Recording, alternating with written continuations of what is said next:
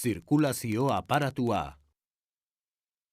Hainbat aldiz entzun duzu elkarren artean loturik eta koordinaturik diharduten hainbat aparatuk edo sistemak osatzen dutela gure organismoa. Horretan sakontzeko asmoz, oraingoan, zirkulazio aparatua aztertuko dugu. Zirkulazio aparatuak hainbat funtzio edo eginkizun ditu. Oso modu simplean esanda, garraiolari izatea da bere lana. Horregatik deituko ote diogu zirkulazio aparatu? Baina, ze garraiatzen du? Batetik, digestioaren bidez jasotako mantenugaiak gorputz osora eta gorputzeko zelula guztietara garraiatzen ditu. Gauza bera egiten du arnasketan jasotako oksigenoarekin. Hau da, gorputz osora eta gorputzeko zelula guztietara garraiatu. Bestalde, iraitz aparatura eramaten ditu zelula barruko errekuntzan sortutako hondakinak. Eta noski, biriketara garraiatzen du errekuntza horretan sortutako karbono dioxidoa. Beraz, zirkulazioa ez da nola nahikoa.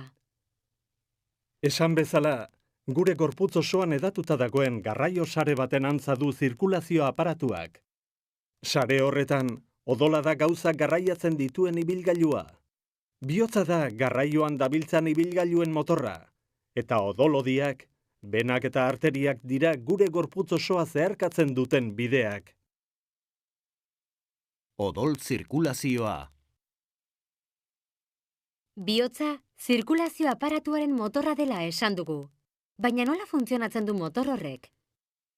Bihotzaren funtzionamendua ulertzeko lehen urratsa, bihotzak bi mugimendu dituela jakitea da. Sistolea, uzkurdura, eta diastolea, zabalkuntza, dilatazioa. Sistole, diastole, sistole, diastole. Mugimendu horiek etengabe errepikatuz egiten du bihotzak motorlana. Honako hau da funtzionamendua.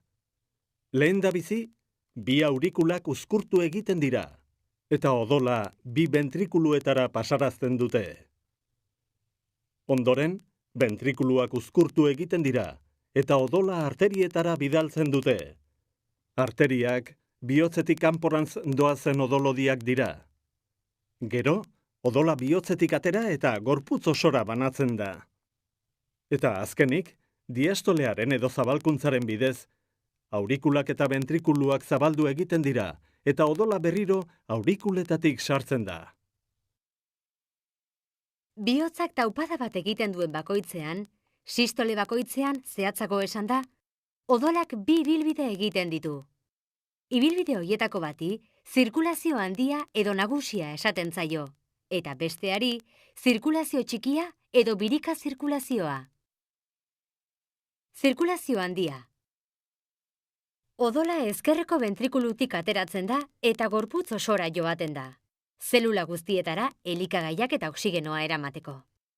Ondoren, zeluletan hondakinak eta karbono dioxidoa jaso eta eskuin aurikulatik itzultzen da bihotzera.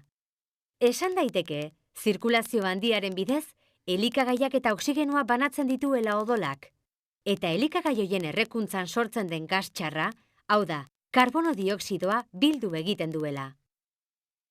Birika zirkulazioan edo zirkulazio txikian berriz, odola eskuineko ventrikulutik atera eta birika arterietatik biriketara joaten da, eta oksigenoa hartzen duan.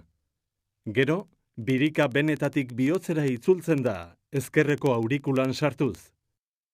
Zirkulazio txikiaren funtzioa biriketara karbono dioxidoa eramatea eta handik oksigenoa hartzea litzateke. Lan garrantzitsua benetan gure zirkulazio aparatuak egiten duena.